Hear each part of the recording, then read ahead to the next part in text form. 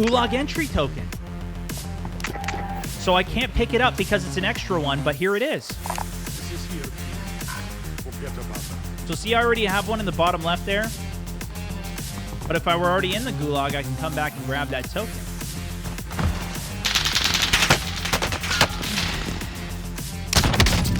Nah, I'm better. Never mind. Oh my. Yep. See, if he had Serpentine, he wouldn't have died there. Most people would want a token out of the Gulag on. Nice driving there, bro. You look like me. What the hell? Oh my gosh, dude. The vehicle hit me. It cracked me. Got him. Let's go back to the house. There it is.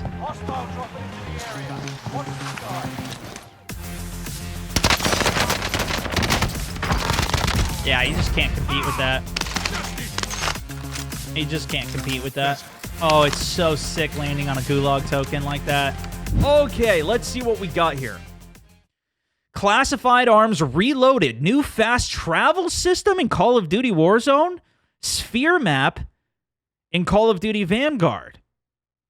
Wait, is this like the subway system that they introduced? You guys remember that back in Verdansk? They introduced the subway system that allowed for fast travel. That thing was at first a cool concept, but then when I saw how it was actually implemented, was so hard to kind of figure out. Like, there was times when I would take the subway thinking I was saving myself, and it took me right into the gas and got me killed.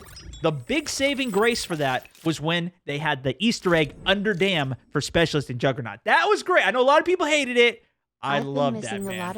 This Warzone update, 9 a.m. in 2 days on the 25th on Wednesday. So, okay, there you go. That's going to be coming out.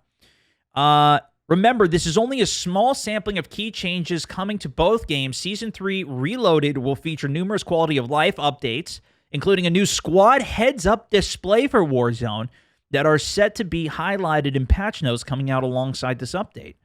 Squad heads-up display.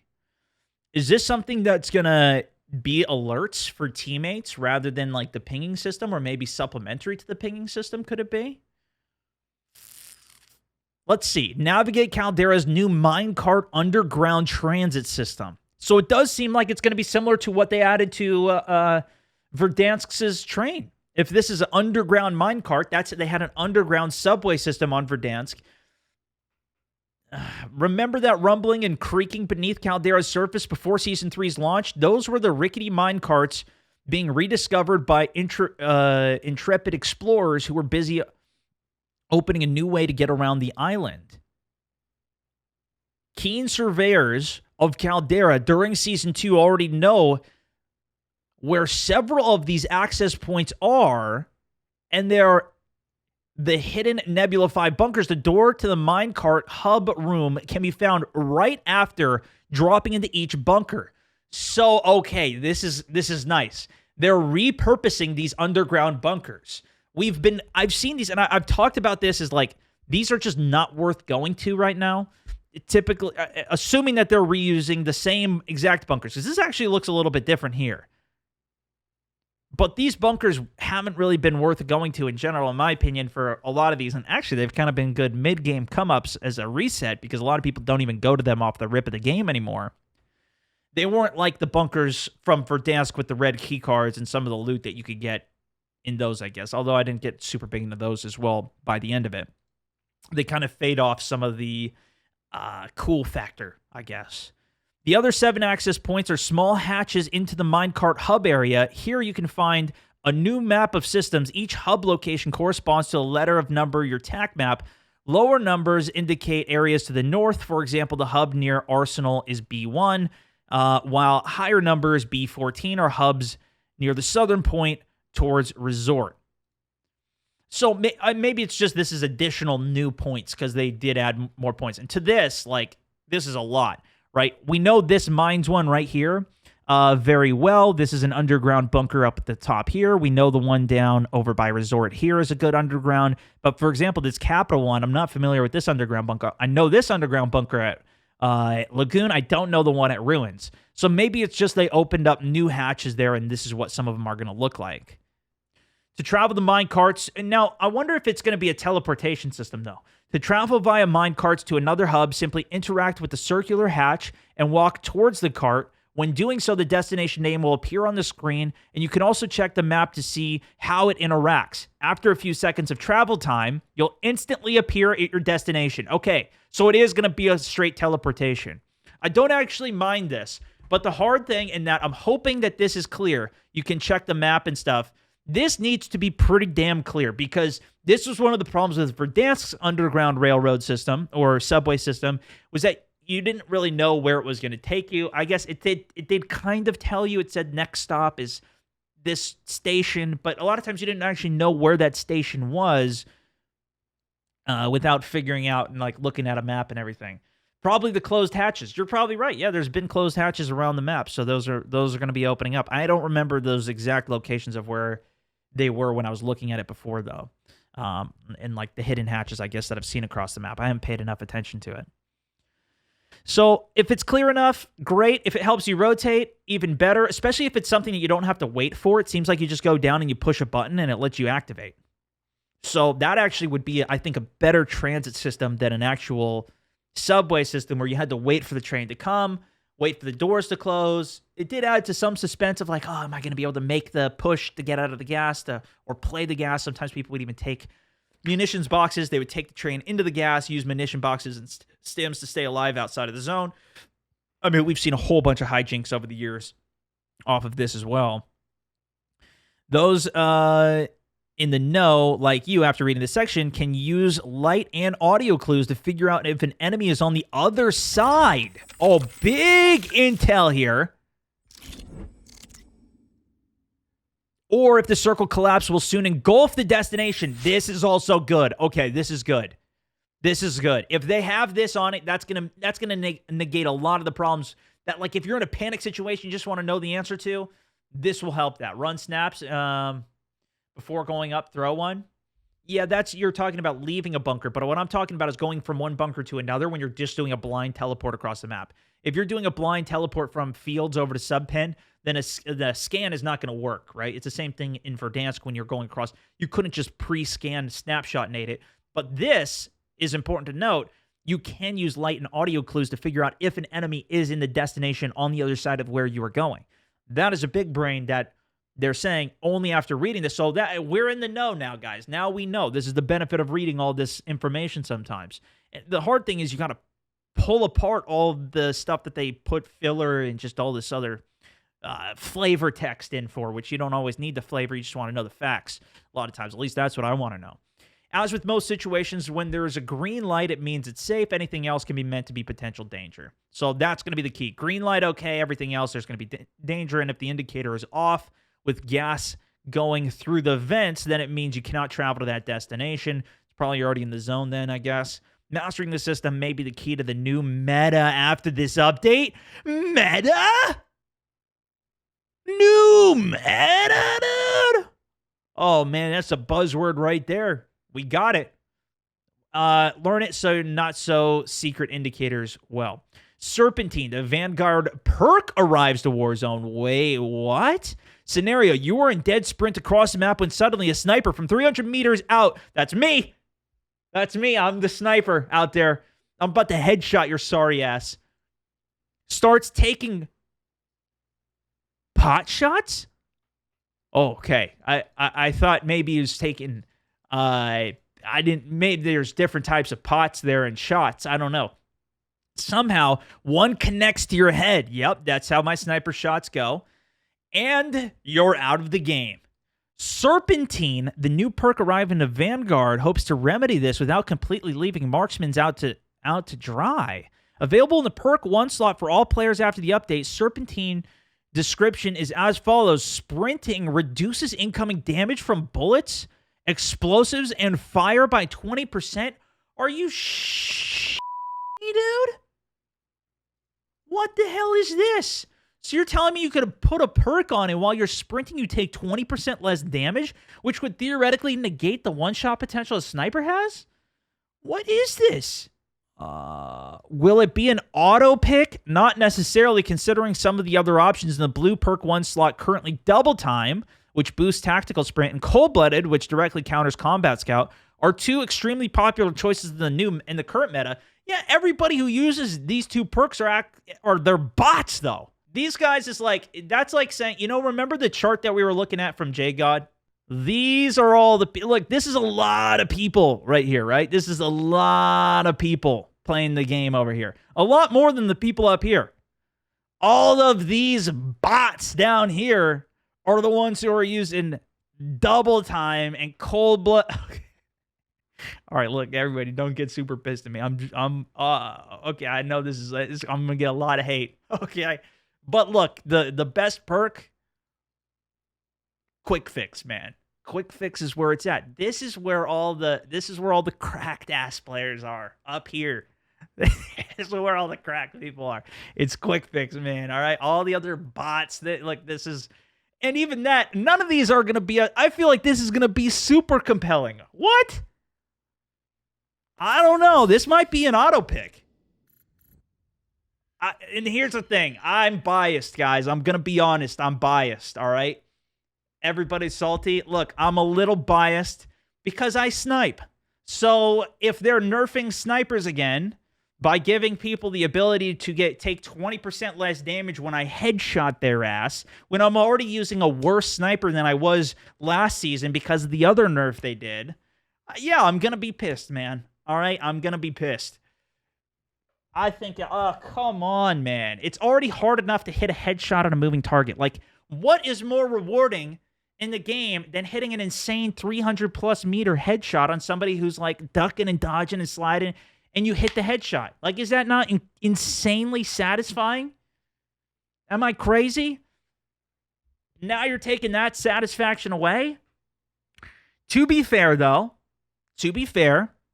if they're calling everybody a bot, which I'll go ahead and hearsay and call it like I see it, then maybe those guys are just going to keep running all these perks. All right, let's see what the data actually comes up with.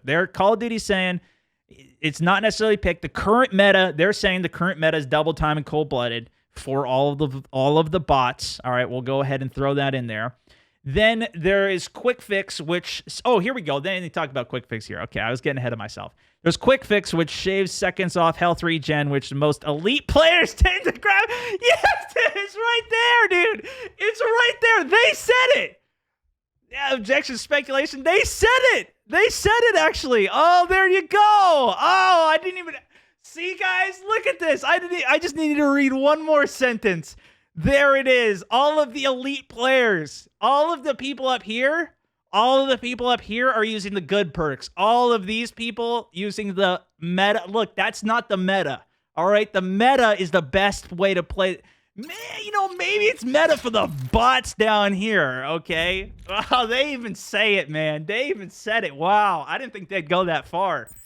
Oh, that's embarrassing. That's embarrassing. Okay, there you go. We didn't even talk about EOD. Yeah, EOD is pretty good, actually. Great pick for those who despise dying to explosives. Yeah, that people who like to camp will use EOD. And I use EOD a lot, actually, too, because I like to camp sometimes as well. But then you can't get died to as a Semtex, or you're trying to, I guess if you're pushing aggressively, it saves you can get him from a Claymore.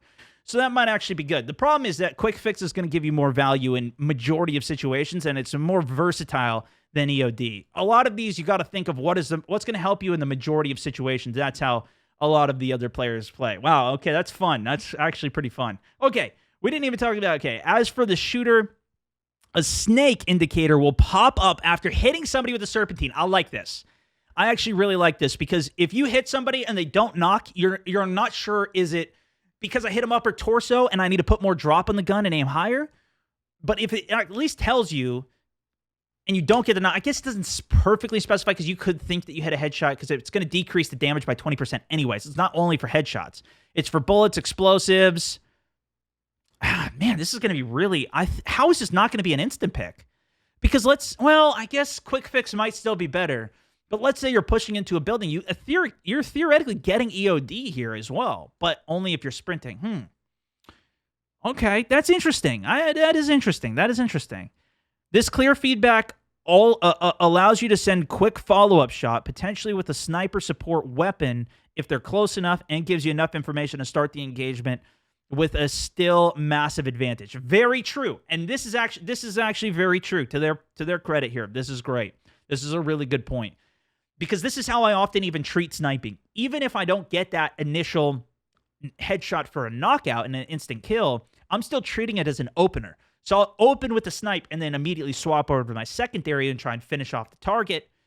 Even if whether I hit, miss, crack, whatever, I'm using it as an opener in order, and this still gives you a massive advantage in your opener. Granted, it's 20% less, but it's only if they're sprinting. So this might actually be more balanced than I'm giving it credit for.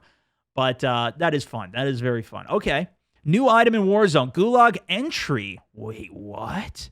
Redeploy extraction and more.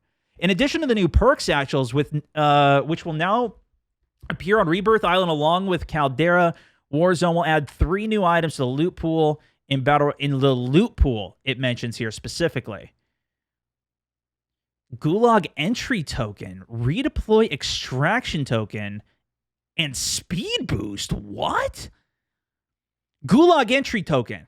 The hold's owner. Let's see, they add all this fluff here. What are they actually saying? Developed by Raven. Okay, this token brandishes the infamous post-death symbol and binds to your operator on pickup. Only one can be carried at a time, and if one is picked up or kept after the Gulag is closed, you'll receive cash compensation for holding one. That's awesome. If you perish while holding a Gulag entry token, you will be sent back to the Gulag rather than needing to be bought back or eliminated, or to be eliminated from the game. Then it's like your first death all over again. Fight in a 1v1 duel to survive. This is super cool. We've been talking about this forever. This is a super cool idea. Even we've had the idea of what if you could even spend some money on this, because a lot of times, especially early on, you skip the last sentence. Radar jammer. There's also a new field upgrade, radar jammer. Oh, okay, we'll get to that as well.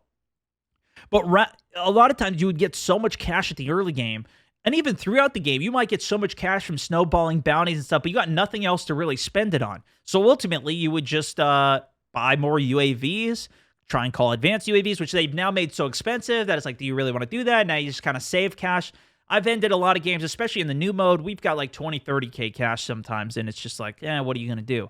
But if you could buy a Gulag entry token, this is kind of the idea of even having the ability to buy specialists, which I think is a cool thing they added to the game for a temporary period of time, and it was like 80K or something ridiculous to buy it for, which I never even bought it. But like that, I like having these higher tier things and other things you can buy from the store is my overall point. This is a really cool way to do it. Being able to buy yourself some more reses, I'm down with that. The other token, although I should say this is only found on map, it does say you'll receive capture. This token, infamous, binds on operator on pickup. So I'm assuming this is going to be dropped off map, but we'll see. The other token, also developed by Raven, is something that Warzone veterans may be familiar with. A token that grants an automatic redeploy without any need to visit the Gulag or be bought back at the buy station. This is like the Rebirth version, right? Where, for example, in solo Rebirth, if you've got the redeploy, then if you die, you immediately come back. I actually like this one even better, but in the sake of, having it at least be a little bit more competitive, the Gulag is probably better for it to actually have. Okay, just like the Gulag entry token, this also deactivates once the hold shuts down late in the match. That's perfect. They should not be allowing for respawn after that outside of jailbreak, in my opinion. I actually like that. And players who hold on to it that long receive a cash prize as compensation. Love this as well. It gives you a little bit more bonus for it. Its usefulness is obvious, but its presence is rare. Do not expect to find these tokens often as Gulag entry tokens, which will already be legendary rarity. So this will be like super legendary. That's fine as well. I think it's cool. This buff often found in particular, I think I would rather see something like this rather than a self-res. In solos in particular, because it's really hard to come back when you're respawning, but if you can get a self-res, it gives you a lot of viability, and I'm not a big fan of self-reses in general. Anyways, that's a different topic we can get into. Speed boost. This buff, often found in Warzone's Clash mode. This is like the overcharge if you guys have been playing the new Operation Monarch with Godzilla and everything. You get a speed boost for shooting him or whenever you collect intel. Is another rare item that appears from the supply boxes. Once it's picked up, it'll automatically grant the operator with temporary movement speed buff. Sliding while having this boost grants a quick way around the map, and it allows tons of movement potential techniques such as parkour, lines of jump, which can help before or during engagements. But this is not something you can activate on purpose. It's something that once you picked up, it'll automatically grant the operator the movement buff. So this would be hard to actually have a position where it's like, okay, let me get this item randomly out of a box and then activate it on purpose to make a jump to a position or to push a team. If it's just randomly popping up and you get it, right? Like the redeploy extraction token, the speed boost will not be a common item in supply boxes. And once picked up, and it says supply boxes here. And once picked up, its effectiveness will be for an extremely limited time. Make the most of this boost, and it will generously reward you and the squad. Yeah, that seems pretty minor to me. Just because you'd actually have to find it in a... Like, are you really looting in the middle of a gunfight? It would be really insane if you could just pop this at use or on purpose, like you would a Dead Silence or another field upgrade, which they do mention. Radar Jammer is a new field upgrade here. Early game potential, very true. Let's say you land peak, you open up a box, you get a speed boost. You could easily just go push a team, get some crazy slides on them, whatever. That is a very good point. Radar Jammer, though, similar to how the tools work in Call of Duty multiplayer, Radar Jammer is a field upgrade that scrambles the attack map to enemy maps and prevents kill streaks for anyone within a short radius. Does this also mean teammates? The field upgrade cannot be equipped for modes such as Plunder, but can be found across the map in supply boxes and other ground loot. As an area denial tool, the Jammer can grant mid to late game items like the PDS, which can change how a squad approaches their final battles. Here it is. High value, high stakes, the new high value loot in Warzone. First introduced during Operation Monarch. Really, really, really, really like this change for Operation Monarch. It gives you so much more comeback potential in the mid game, especially because for the sake of a Monarch mode against Godzilla, you have resurgence, so you can keep on coming back in general. Now appears in the standard Battle Royale games as high risk, high reward places to loot. So there's more loot there, and the boxes refill, like they do on Rebirth, how those boxes re-pop up. It's basically that. Check your tac map or mini-map to see where these areas are and decide whether, of course, you want to go risk it. We know peak will be peak, and every new point of interest will draw attention. But with this system, there are more options for a squad to build their loadout by scavenging for items, just like any high traffic point of interest, while the whole squad should be there. Anyways, I really like this. If you're coming back in a mid game, you can decide to go to these high loot locations, and you have the chance to get more loot again. Fantastic. Like, this is one of the reasons that I'm really happy that they added to Caldera the restock feature, where you could just get all of the boxes across the entire map to refill. Fantastic. I love that about the Rebirth mode. Very happy they implemented into Caldera. Would have loved that for Verdansk. Something that I try and keep in mind with any of these updates is, because I know a lot of people just hate Caldera overall. Would this be, look at this, even to this comment we just got, bring Verdansk back, Caldera, boo boo, right? Exactly the point here. I try and think about these as if they added this to Verdansk back in the day, would this have been a positive change? Would people have actually liked this, and how would it have played? Because I think they've done a lot of good things to this new map that people would have loved if it was back on Verdansk. For example, the redeploy balloons. So much better than the underground subway system, in my opinion. So much better. I feel like this could be another one. Obviously, we don't know. We'd have to speculate on all of those things. Causes for speculation. We'll go ahead and move on to the next thing then. This year could arguably be a strong one for Warzone solo players. Wait a second. Hold on. Are they about to say what they're about to say? What I think they're about to say? With Rebirth, Resurgence solos being a fast-paced variant of the traditional Battle Royale free-for-all, and Caldera Clash being an awesome place to level up weapons. With Classified Arms Reloaded, solo players will get another high-intensity, limited-time mode, and, the name suggests, fight to become the champion of Caldera. Holy dude. Launching on the first day of Classified Arms Reloaded, Champions of Caldera features 150 maximum players in a single, continuously closing circle in the Battle Royale fighting style of survival. Wait, this isn't what I thought it would be. Continuously closing circle. They've done this on PUBG before. I've played a lot of this. All operators will drop in with their custom loadout, a gas mask. Wait, you start with a loadout? A gas mask and a single redeploy extraction token. A single redeploy token. I actually really like that they're at least having one token for it. The item pool is slightly altered to emphasize equipment not normally found in loadouts and epic to legendary rarity weapons. Collect cash to visit and upgrade buy stations, which feature the advanced UAV, explosive bows, and even specialists for a hefty fee. What is this, man? Most notably, kills in the game mode immediately refill player health, equipment, and ammo, incentivizing would-be champions to play aggressively and eliminate the competition directly to have a better chance of victory.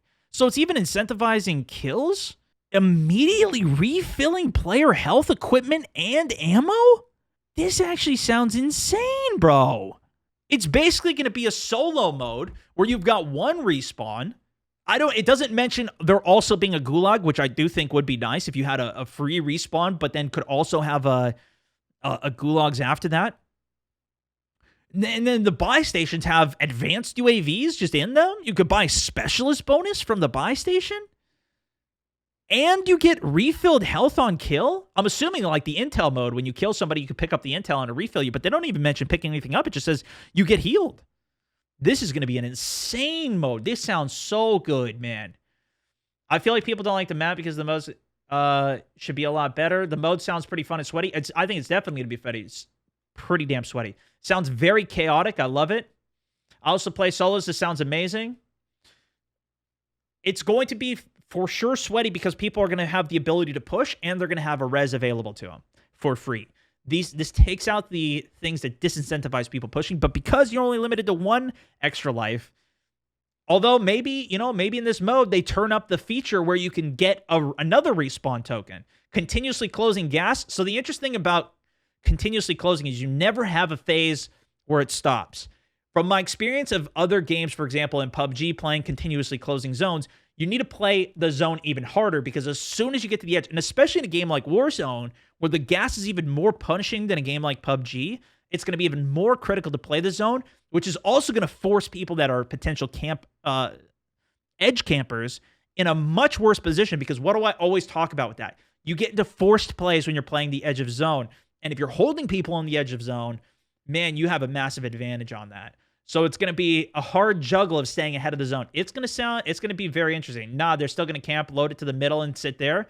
Definitely. Very true still. You cannot avoid the center zone camping. That's why if you play central zone, you can run into way more RNG of just getting shot in the back because you never know when people are going to decide to cross buildings. But my point is if you want to push high kills, you watch the end of zone, the edge of zones, or you can push UAVs through and catch the people camping in middle zones.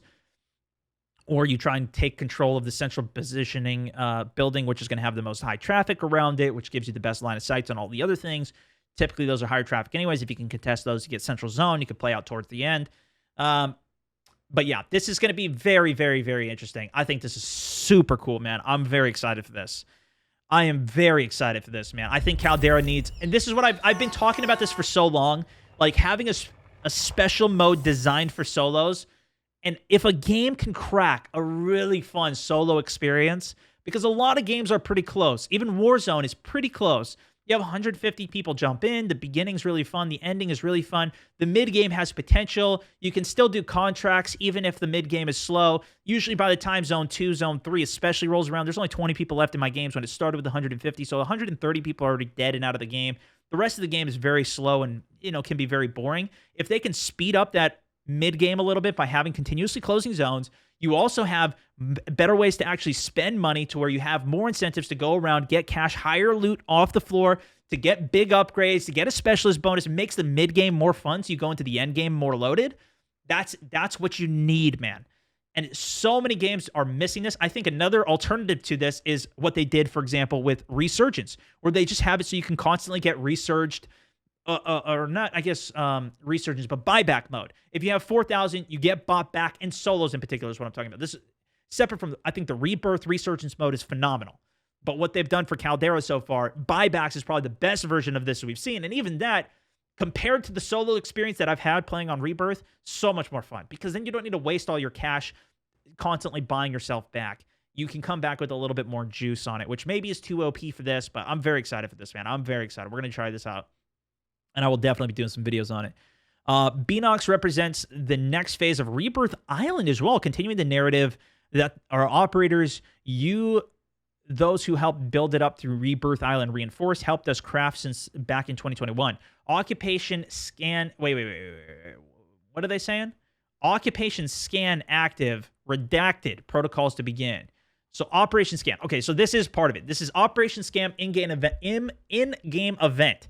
Unbeknownst to us, upgrading the island to include radar towers gave the powers that be the ability to scan for hostile forces. At some point during the standard Rebirth Resurgence matches, operators may be alerted of an occupation scan.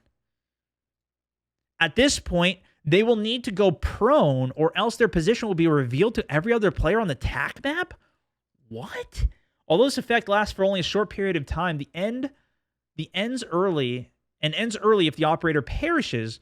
The occupation scan should keep everyone even more alert of an island from which they need to escape. So, wait, this doesn't sound great to me. What do you guys think of this? Basically, there's going to be an occupation scan that at some point during the standard resurgence matches will force everybody to stand still and go prone. Or I guess you could still crawl when you're prone, but go prone, otherwise you're revealed on the TAC map to everybody. So it's like it's an automated UAV that you can avoid by going prone to stealth. That kind of sounds annoying more than helpful, mostly because it's just something that's total RNG. It's basically it's going to cater to the worst player. It's not the worst, but I do think it's probably going to slow down the way that the game is played. It could end up being a net positive, though.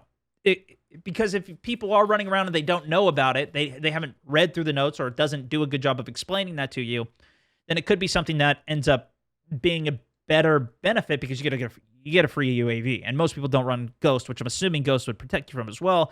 But for Ghost, you have to be moving as well. So I don't know. We'll see when it goes out. Definitely, I'm down to try it. And I will say, I like the stuff that they've added to Rebirth in general.